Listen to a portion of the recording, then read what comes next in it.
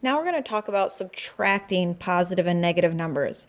And this concept is a little bit different than when we were adding the positive and negative numbers. So you might need to pause this right here and jot some of these notes down ahead of time.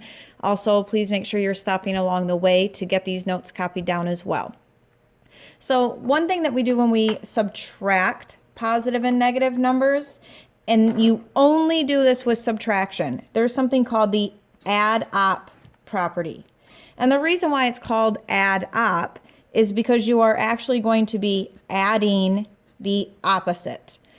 So that's how they came up with the add-op property. And again, this is only when you are subtracting.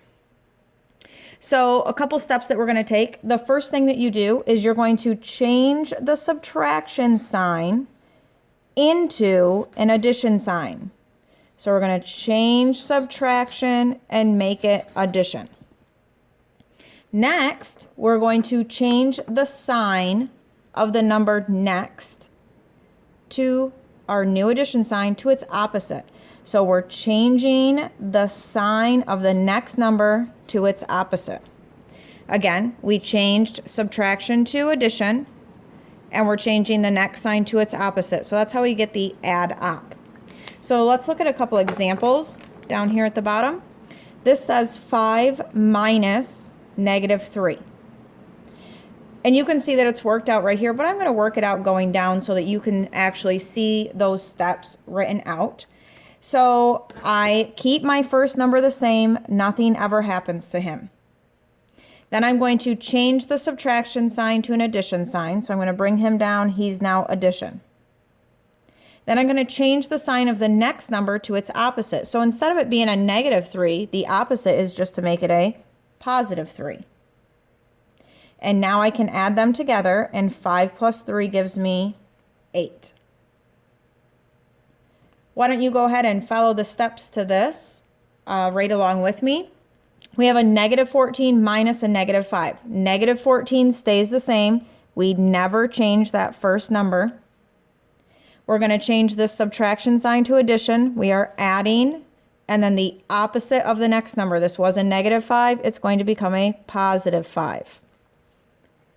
Now you can see that we are adding a negative and a positive number. So we can come back up here to the notes from the other video, and we can follow those rules for adding a positive and negative. So in those rules, you're supposed to be finding the largest digit. So 14 is larger, and it's negative. So I know my answer is going to be negative. So I'm going to take my two numbers and I'm going to actually subtract them because I have a positive and a negative. 14 minus 5 gives me 9. And because 14 was bigger and it was negative, my 9 needs to be negative. Let's go ahead and try another example. Feel free to pause the video when you work this out and then check back in and see if you got the correct answer.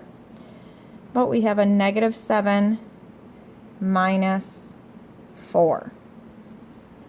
Now again, if I'm going to follow these steps, my first number stays the same. I have a -7.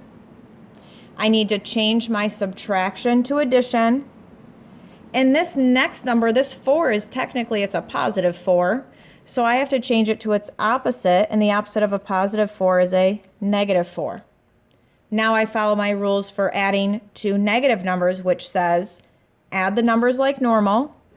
7 plus 4 is 11. And because they're both negative, I reattach that negative sign.